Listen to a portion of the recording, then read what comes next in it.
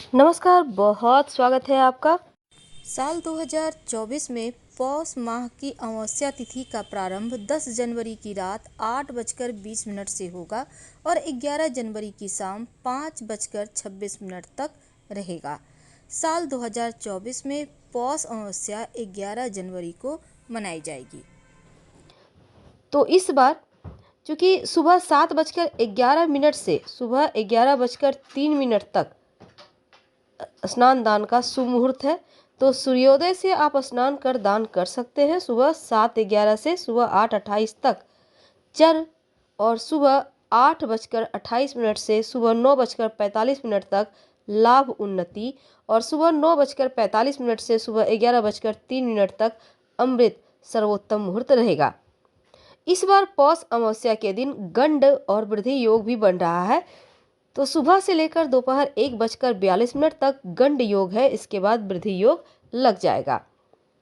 पंचांग के अनुसार पौष माह के अमावस्या के दिन शिववास भी है, तो इस दिन शिववास माता गौरी के साथ दोपहर 3:46 तक है। तो आप इस दिन रुद्राभिषेक भी करवा सकते हैं। अमावस्या के दिन अगर लक्ष्मी पूजन किया जाए तो लक्ष्मी स्थिर हो जाती है। चलिए जानते हैं इस दिन कुत्ते को क्या खिलाएं कि मुश्किलें कम हो जाए, पितृदोष समाप्त हो जाए। तो सुबह जल्दी उठकर स्नान करें।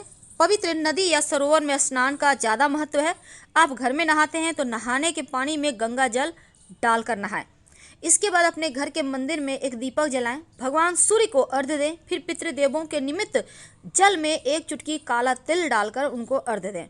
आप चाहें तो पीपल के पेड़ में एक लोटा जल में काला तिल थोड़ी सी मीठी वस्तु डालकर भी अर्पित कर सकते हैं। संभव हो तो आप उपवास रखें। पितर संबंधी कार्य जरूर कीजिए और पितरों के निमित्त तर्पण दान भी कीजिए, क्योंकि इस पावन दिन में भगवान श्री हरि विष्णु की भी आराधना की जाएगी और इस दिन भगवान विष्णु की पूजा का विशेष महत्व होता है। इस दिन विधि विधान से भगवान शिव की पूजा अर्चना भी करना चाहिए। क्योंकि इस अमावस्या का महत्व ज़्यादा है, इसलिए पितर संबंधी कार्यों को करने से पितर देवों का आशीर्वाद मिलता है और दान करने से कई हजार गुना ज़्यादा फल की प्राप्ति होती है।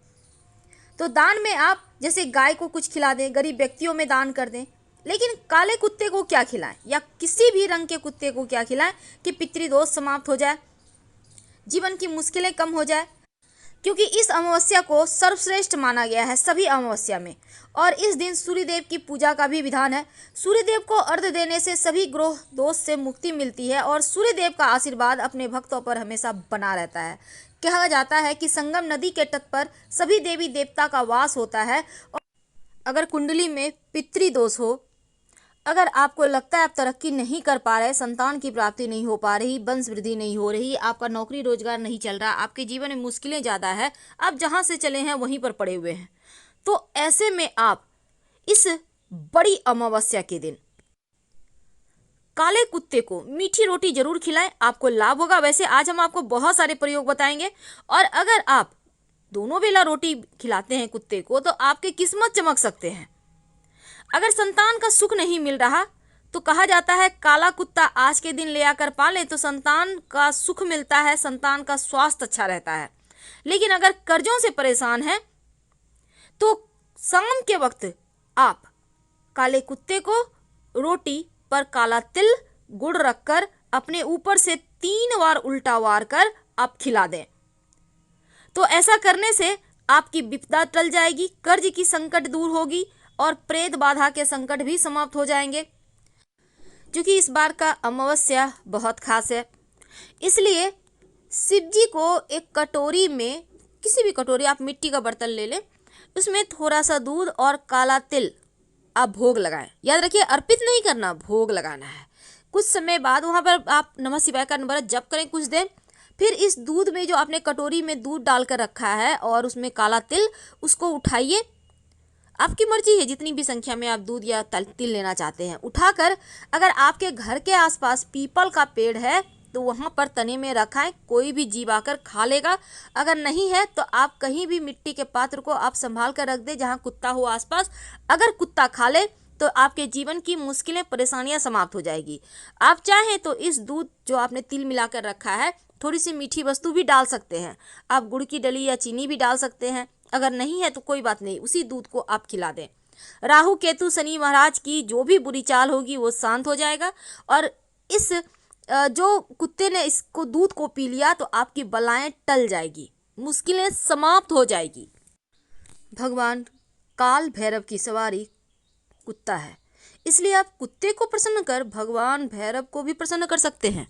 यदि आपके घर के आसपास कोई कुत्ता रहता है, वह घूमता हुआ आपको दरवाजे तक आपको दिख जाए, तो कभी भी उसे भूखे न जाने दे, कुछ न कुछ खाने को जरूर दे। वैसे देखिए, इस दिन कुत्ते को खास वस्तु खिलाने से जीवन के कष्ट मिटते हैं। तो धरती पर मौजूद किसी भी प्राणी के प्रति अगर आपके मन में दया भाव है ना, तो वो पुण्य का ही फल देने वाला है। यदि आप किसी भूखे प्राणी को भोजन कराते हैं, पानी देते हैं, तो उसके कई बेनिफिट हैं। लेकिन क्या आपको पता है, जो कुत्ता है, जो गाय है, बैल है, ये सभी हम मनुष्य पर आश्रित हैं। हम उन्हें खाने देंगे, खासकर कुत्ते को, तभी वो खा पाएंगे, क्योंकि वो तो घास फूस खाते नहीं। इसलिए हमारे आसपास जो भी पशु पक्षी रहते हैं, नियमित रूप से आप उनका ख्याल तो रखते हैं। पर क्या आपको पता है, भगवान भैरव की सवारी एक कुत्ता ही है, और कुत्ते को प्रसन्न कर आप भगवान भैरव को प्रसन्न कर सकते हैं। तो कुत्ते को सिर्फ रोटी खिलाने से आपकी जीवन की बहुत सारी समस्याएं समाप्त हो जाती है। जब भी घर में खाना बनता है तो पहली रोटी गाय के लिए और आखिरी रोटी कुत्ते के लिए रख लेनी चाहिए, क्योंकि कुत्ते को रोटी खिलाकर शत्रुओं से मुक्ति पाते हैं। और यदि शनिदेव नाराज हैं, राहु केतु परेशान करे, तो आप रात के समय बनने वाली आखिरी रोटी पर एक बूंद सरसों का तेल लगाकर काले कुत्ते को अपने ऊपर से 3 बार उतार कर खिला दें। अगर काला कुत्ता ना मिले तो किसी भी कुत्ते को खिला सकते हैं। कुत्ते को रोटी खिलाने से आपके घर में होने वाली जो कलह क्लेश है, जो अशांति है, वो दूर होती है और खुशियां लौट आती है। क्योंकि माना जाता है कि कुत्ते को रोटी खिलाने से करियर में आने वाली बाधाएं भी दूर होती है। आपको एक छोटा सा काम करना चाहिए। अगर आपका रोजी रोजगार में बहुत परेशानी है, आपका जैसे नौकरी है, व्यापार है, अच्छे से चलता नहीं, तब एक छोटा काम करें। देखिए, रोटी में आपने जहाँ पर रोटी बनाकर रखी है, किसी चीज़ में तो आप रखते होंगे, तो हॉट पॉट में ही रखता है या फिर डब्बे में रखे, आपने किसी बर्तन में रखे हैं, तो नीचे से जो तीसरे नंबर की रोटी है ना, उस रोटी को लो, नीचे से तीसरे नंबर, याद रखिए। 2 रोटी छोड़ दें नीचे से और तीसरा रोटी ले लें। अब कटोरी में एक तेल ले लें, सरसों का तेल, थोड़ा सा 1 चम्मच लें। इसमें अपनी इंडेक्स फिंगर और मध्यमा उंगली, यानी कि मिडिल फिंगर और इंडेक्स फिंगर जो होता है, दोनों को डालें उस तेल में। डालकर ओम संसनेचराय नमः, ओम संसनेचराय नमः कम से कम 5 बार बोलें। इसके बाद बीच वाली उंगली घुमाएं और इस रोटी पर सीधी रेखा खींच दें, जो आपने नीचे से तीसरे नंबर का रोटी लिया है ना, उस पर। अब आपको अगर कहीं भी 2 रंग का कुत्ता मिल जाए, बिना बोले इसको खिला दें। आप चाहें तो, आपको 2 रंग का कुत्ता नहीं मिलता है तो किसी भी कुत्ते को खिला दें। आपके करियर में आने वाली बाधाएं दूर हो जाएगी। आपके पितरी अगर नाराज हैं, तो आप कुत्ते को जब रोटी खिलाइएगा तो रोटी पर गुड़ या चीनी डालकर खिलाइए। मीठी रोटी बनाकर भी खिला सकते हैं आप। आटे की लोई बना लें, उसमें चीनी भरकर और फिर उसको बनाकर खिलाएं। मान्यता है कि कुत्ते को अगर आप कुछ खास दिनों में या रोज ही रोटी खिलाते हैं, बहुत सारी बलाएं दूर हो जाती है, बाधाएं टल जाती है। और घर के आसपास या दरवाजे पर जो भी कुत्ता है, इसको दुत्कारे मत, बल्कि कुत्ते को रोटी खिलाएं। घर परिवार के दुख दर्द जो बलाएं हैं, कुत्ता अपने ऊपर ले लेता है। करके देखें, आपको लाभ होगा। वैसे तो अमावस्या तिथि पर कुत्ते को देखना ही पुण्य फलों में को बढ़ा देता है, और कुत्ते को देखने मात्र से ही आपके सभी रुके कार्य पूरे होने लगते हैं। और अगर इस दिन कुत्ते को रोटी पर घी लगाकर खिलाते हैं, याद रखिए घी ज़्यादा नहीं लगाना, 1 बूंद आगे पीछे हल्का सा टच कर दें। स्वयं शनिदेव महाराज आपकी हर कदम पर सहायता करते हैं, चाहे नौकरी रोजगार हो या किसी भी तरह का मुश्किलें हो, और आपके जीवन में खुशियां भर देते हैं। लेकिन अगर आप सरसों का तेल लगाकर कुत्ते को खिला देते हैं, तो ज़्यादा आपको याद रखिए घी तेल नहीं खिलाना है, नहीं तो कुत्ते के जो बाल है ना, वो झड़ जाएंगे। शनिदेव महाराज बहुत प्रसन्न होते, चूंकि कुत्ता काल भैरव की सवारी है, इसलिए उनको रोटी खिलाने से बड़ी विपत्तियां टर जाती है। यहाँ तक कि काल सर्प दोष भी समाप्त हो जाता है। तो काला कुत्ता अगर आप घर में पालते हैं, तो शनि केतु की शुभ दृष्टि आपके जीवन में सकारात्मक प्रभाव डालता है।